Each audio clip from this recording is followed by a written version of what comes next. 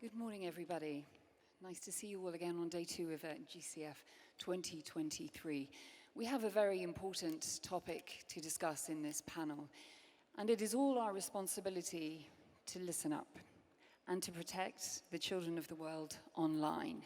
How do we make sure that they are well educated, that they are protected, that they are responsible when they grow into digital citizens? There are so many present threats, there are so many emerging ones, not least with the advent of AI, with deep fakes, and many new challenges that we will talk about. It's not as simple as removing their devices. We can't unplug the internet. We can't prevent progress. So how can we best inform and protect them?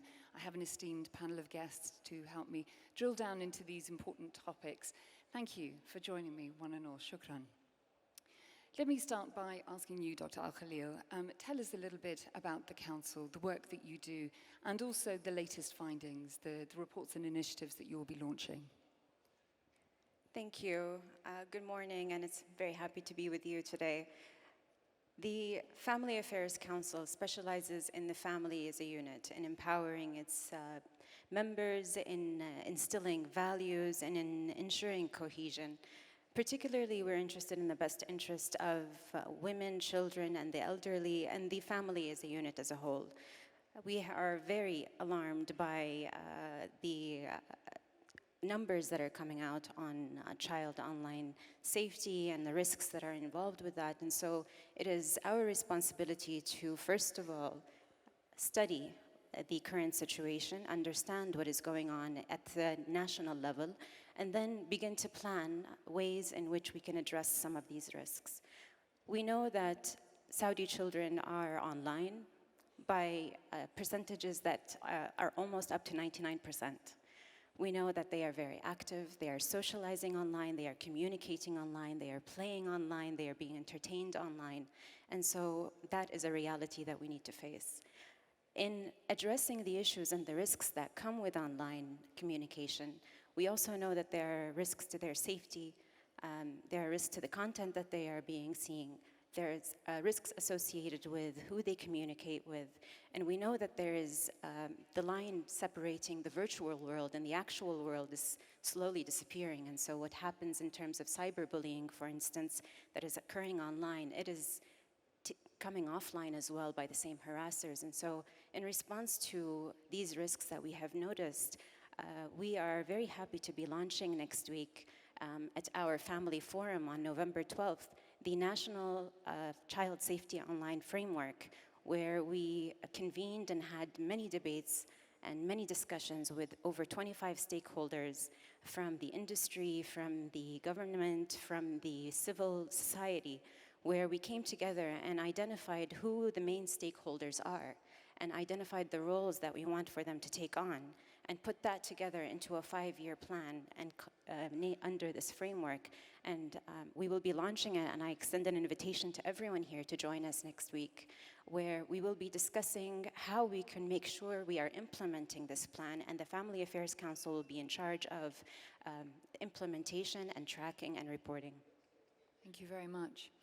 Ian, the important work that you do at We Protect, talk to us about your latest findings and also the new threats that are emerging, not least extortion. Thank you very much. So at We Protect Global Alliance, we bring together experts from government, from the private sector, from civil society, intergovernmental organizations to develop solutions to one of the most serious threats facing children online, child sexual abuse. And we heard His Excellency earlier today highlighting the risks posed by child sexual abuse material online and the need for international action to address it. We published a global threat assessment last month. It's on our website, it's available in Arabic as well. And one of the key things we found was that the threat is growing, so we're seeing an increase in material appearing online, and it's diversifying. So an example is we're seeing an increase in financial extortion. So where children, particularly targeting adolescent boys, are duped into providing intimate images of themselves and then that's then used to blackmail them. And the consequences of that are really serious. Boys have taken their own lives as a result of this. And now we're also seeing AI coming in. So that image isn't necessarily even of them. It could be a deep fake. So these are all issues that we have to address as policymakers.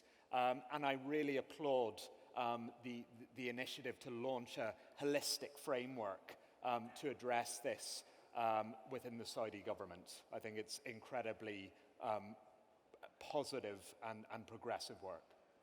Thank you very much. Dr. Parks, from your work at the DQ Institute, holistic approaches is very much something that you believe in too, but talk to us about your latest findings, the safety index findings that you have recently released.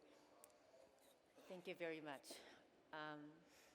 It is an honor to share the stage together with two esteemed speakers.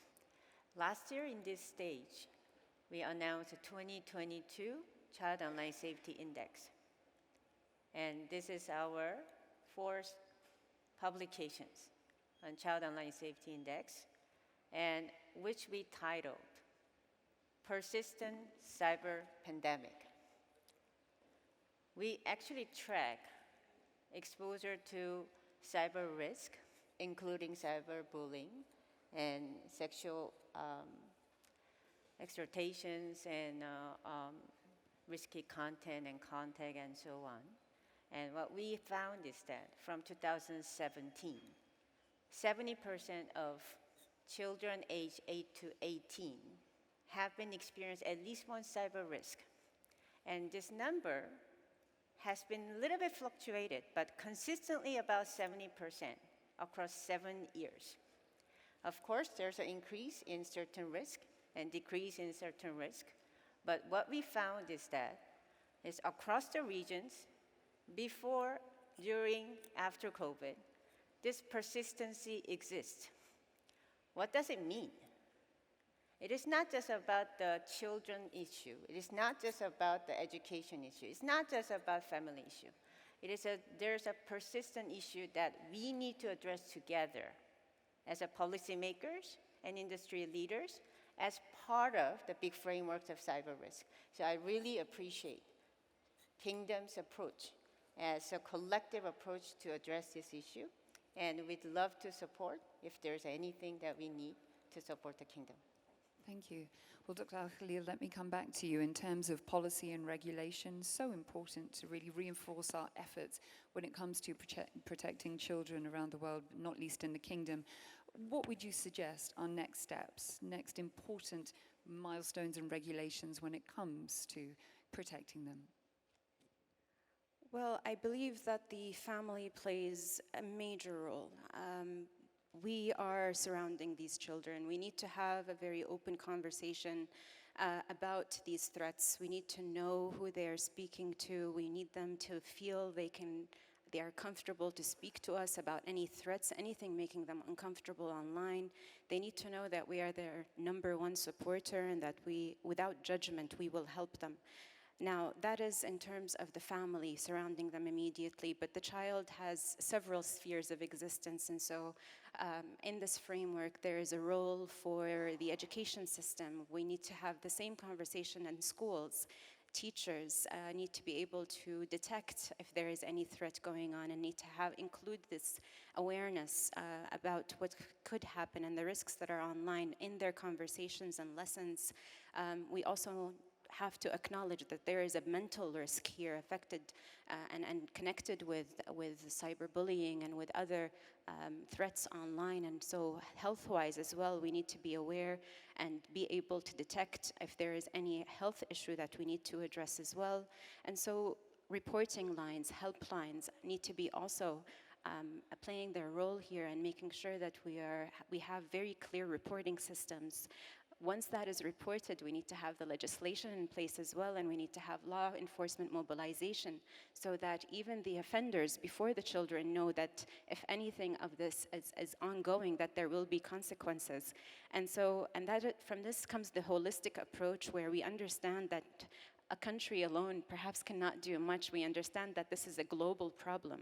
However, we can, nation by nation, at least make in place the infrastructure to be able to counter and address these challenges instantly, as the repercussions are quite profound. Thank you. Ian, as much as we can be prepared, as much as we can put legislation and regulation in place, a lot of it does rest with the child and their confidence, as we were saying, to share the information, to share their fears. How do we encourage them to do that, especially if they're unaware of the real threats out there, not least with deep fakes, as you say, with AI? It's a real challenge, and I think it's really important to emphasize to the child that the burden is not on them. Like, we should be, as a community, as a global community and as a national community, kind of, exactly as you said, say that we are there for you, we are there to help. And I think that goes to private sector companies, it goes to governments, everyone has a role to play on this. But I think it's really important that children have the tools and should feel empowered to make the choices that they need to when they're online. So that I think it should be as user-friendly as possible. And that's, again, for the private sector to design it right from the get-go so that it's easy to report something that you feel uncomfortable with, so that you're able to block someone easily. And I think just to keep that system in place around them so that they're able to take advantage of all the opportunities that there are online, but do it in a safe way. I suppose that's my question. What is the level of collaboration between the public and the private sector, and certainly with the tech and the software engineers? Are they speaking to governments? Are they speaking to bodies like yours about creating entertaining, edutaining, but safe, engaging environments online? I think there's a lot of positive things we can point to. I think we can look at things like putting positive default settings in for child users, so that when they log in to use a service, that they have the highest levels of privacy, that they have the highest levels of protection. But also I think that there is that dialogue and connection, because there are some things like referring to law enforcement that only governments can do. So I think there needs to be a collaborative response, and it also needs to be a cross-sector response. Thank you. Dr. Park, what have you seen in terms of encouraging or positive developments, not least in the public and the private sector, that give you hope that we're moving into a safer space, education-wise, when it comes to initiatives, or even with those tech and software developers? Well. This is a $1 million worth question. Before going into that, I want to actually echo back to this morning session that His Excellency mentioned about the sustainability. Because I found it is quite interesting analogy that we wanted to actually bring up. Because a lot of times the children issue is not the center of cybersecurity discussion. Why is that? I want to actually ask that, before we can actually discuss about a million things that private sector, governments, and families, and education can do. But before we even go into that, why children issue has been so neglected? Because I've been speaking about this topic for 15 years. I think same with Ian, and same with our core speaker. And nothing has been changed. Do you feel the frustrations, actually? Well, let's ask them, just to pause there. Yeah. How many people here believe that it should be a top priority when we're talking about cybersecurity? This is how it's supposed to be. So I'd like to boldly suggest, we have this 1.45 Celsius degree. When we talk about the climate action, we have set the goal. 1.5 Celsius degree, no more will be permitted, right? Just like that, we have a 70% cyber risk exposure among children. Can we target at least 50%? Can we work together based on the research, based on the scientific approach? We work together, bring down this number to 50%. Can we work together with that? I think we need a collective approach, at the same time, collective target, and which I'd like to suggest that, GCF can take the leadership to make this happen. And that's I'd like to see as a first target that we want to have. What is the barrier? What do we need to remove to make that happen? Exactly. So we need to start with family, right? We need to ensure that there will be the right frameworks from education, from the Ministry of Education to set the digital skills frameworks, starting with the digital citizenship that teach children AI and digital safe and responsible and ethical way. That's for sure. That's minimum. Family, children, education, that's number one. But at the same time, we need to ensure, like Ayan just mentioned, we need to ensure that ICT company to have the right frameworks to self-regulate their technology to be safe from the starting point. We just share about the several functions, but we need to think about safety by design as a very core of their technology development, user empowerment, content moderation, age-appropriate measure. At the same time, lastly, most importantly, is about the unified reporting about their transparency report. Current transparency report, if you see that, if you compare the transparency report from Meta and TikTok, can we make it consistent measure so that we know who is responsible on what risk they're permitting to happen in their platform? And lastly, we need to have the right policy and regulations. And what I actually was quite encouraged about that this whole public health-wide ecosystem that Saudi is building, it is from the end to end, when prevention to intervention and reporting and intervention again. It has to be as a virtuous loop that we have to create. So we work so hard to get our technology infrastructures to get in place. Look at this kingdom, and look at how we are actively using social media and digital media, which is great. But now we want to move into the next phase. We need to really think about the sustainability, not just in the digital physical place, but also digital place. Thank you very much. Doctor, let me come to you. Controversial question, but is there enough funding? Is there enough research? Is there enough data collection, enough development on every front when it comes to making sure that we ring fence and safeguard our children? Is there enough attention going into this important issue, which we all agree should be a top priority? A very important question. From where I'm standing, no matter how much we do, I'll still feel like we need to do more.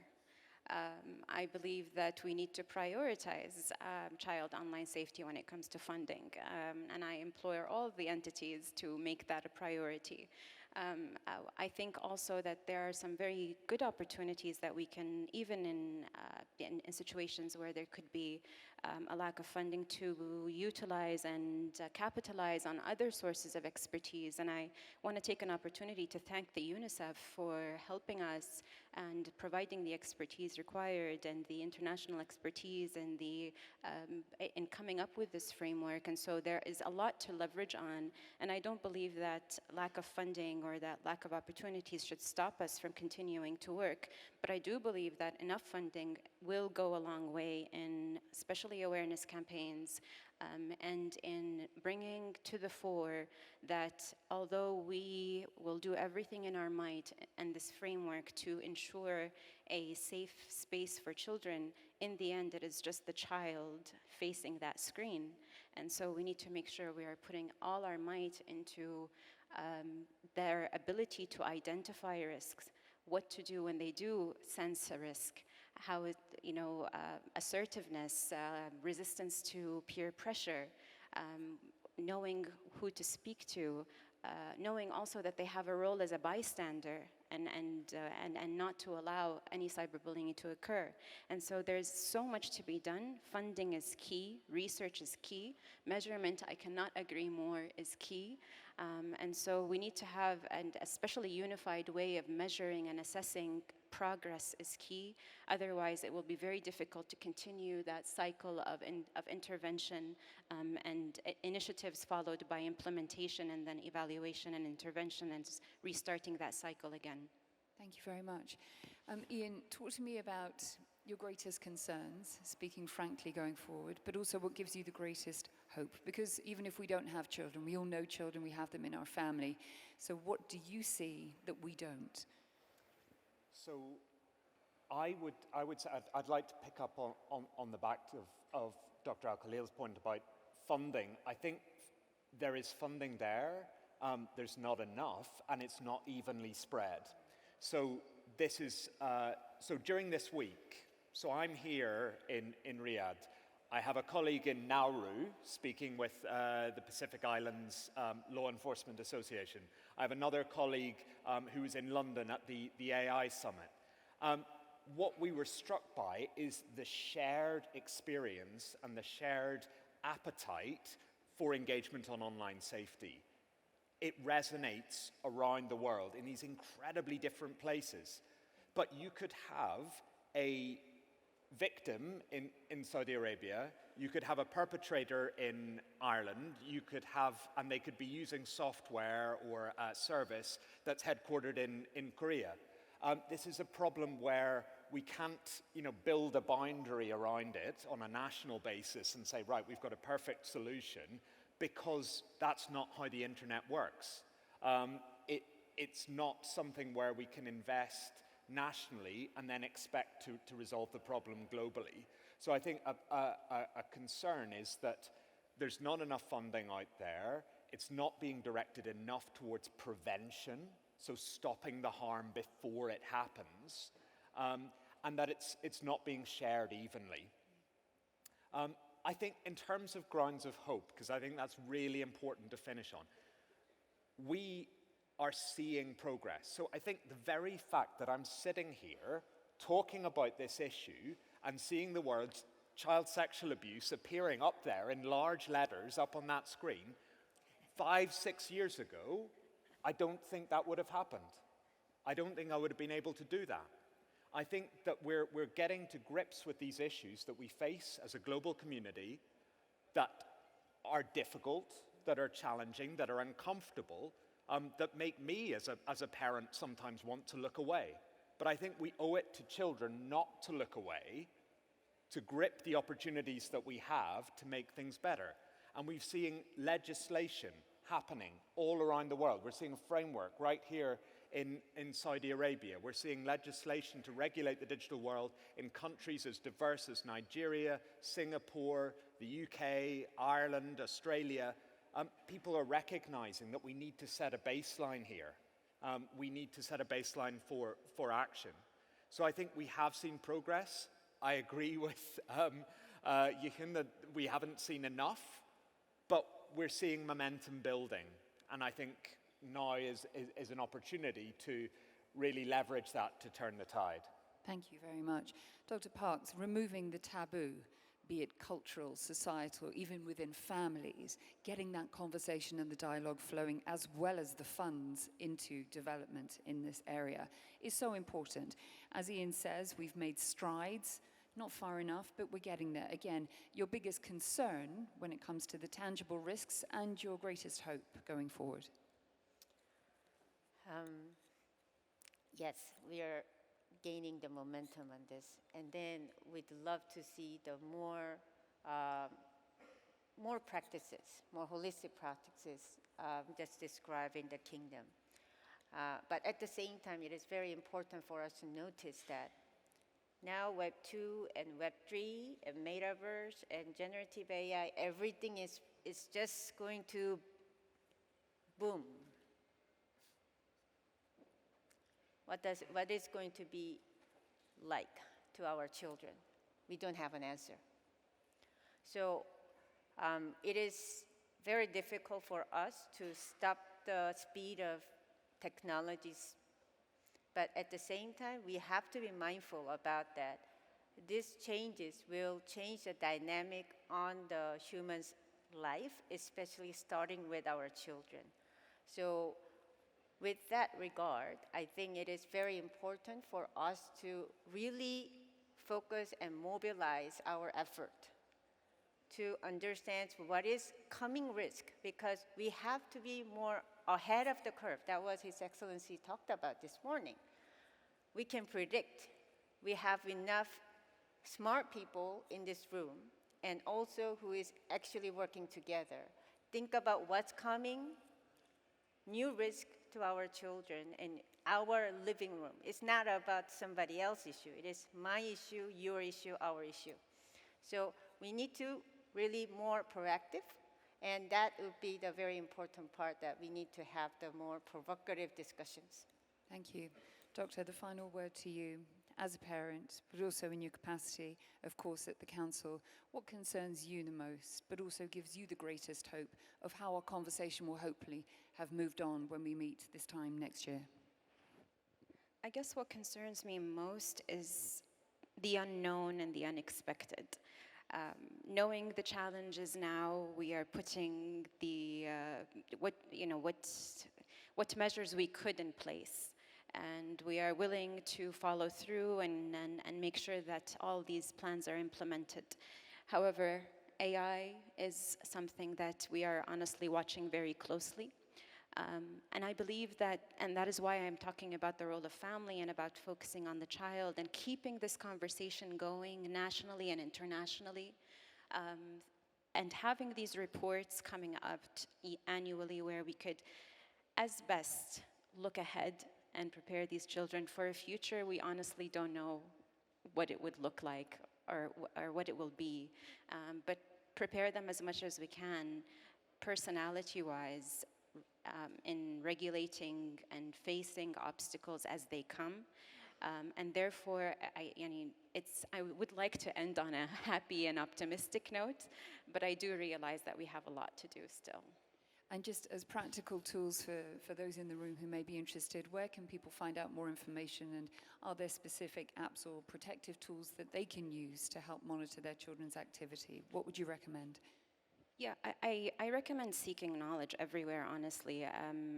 There are wonderful reports coming out. There are short videos for parents to see. And as part of the framework, there will be a very huge awareness campaign following the social and behavioral change approach. And so there will be a lot of, as part of this framework, a flooding of awareness snippets where just parents know what kind of parental controls they should be aware of, how to approach an issue, pinpointing and finding, detecting elusiveness or sadness or disinterest in family affairs in the child, and trying to approach it in a way that would allow the child to open up. And so I believe knowledge seeking is very important on all platforms, and we're happy to use the Family Affairs platform as a source for this information. Thank you so much. And of course, your respective agencies have lots of information too. All of that can be found online. Ladies and gentlemen, my incredible panel, please thank them for their contribution here today.